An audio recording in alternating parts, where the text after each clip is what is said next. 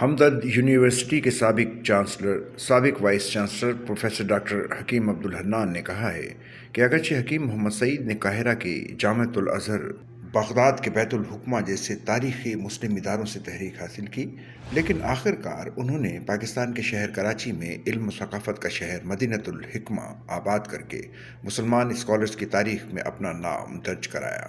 انہوں نے یہ بات ہمدرد یونیورسٹی کے بانی حکیم محمد سعید کے 106ویں یوم پیدائش کے موقع پر منعقدہ خصوصی تقریب سے خطاب کرتے ہوئے کہی۔ اس موقع پر چانسلر محترمہ Sadia Rashid Hilal Imtiaz, vice chancellor professor doctor Imran Amin, registrar Karim Ahmed Khayas, professor doctor Ahsana Dar Farooq, professor doctor Aliya, تمام ڈینز، ڈائریکٹرز، اساتذہ، طلباء و طالبات اور عملے کی بڑی تعداد نے شرکت کی۔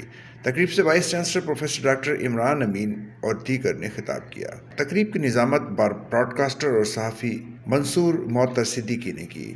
پروفیسر ڈاکٹر حکیم عبدالحنان نے واضح کیا کہ مدینۃ الحکمہ کے قیام کا مقصد کبھی بھی منافع کمانے کے منصوبے کے بطور نہیں رہا، بلکہ یہ ایک پروجیکٹ کے طور پر بچوں، نوعمر، نوجوان، بالغوں کے لیے سیکھنے کا بھرپور ماحول فراہم کرنا تھا۔ انہوں نے کہا کہ حکیم صاحب کے لیے پیسہ کوئی مسئلہ نہیں تھا، یہی وجہ ہے کہ وہ مدینۃ الحکمہ میں سندھ و بلوچستان کے پسماندہ بچوں کے لیے ایک اسکول، ہمدرد کالجز، اعلیٰ تعلیمی ادارہ ہمدرد یونیورسٹی بنا کر گئے، جہاں فلسفی اور ماہر تعلیم رہ سکتے ہیں اور تحقیق کر سکتے ہیں۔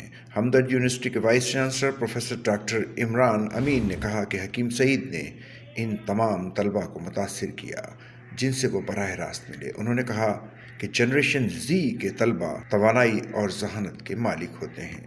سچل نیوز نیٹ ورک کی ویڈیوز میں خوش آمدید۔ ناظرین، ویڈیو سے متعلق اپنی قیمتی رائے کا اظہار کمنٹ باکس میں ضرور کریں اور چینل کو سبسکرائب کریں۔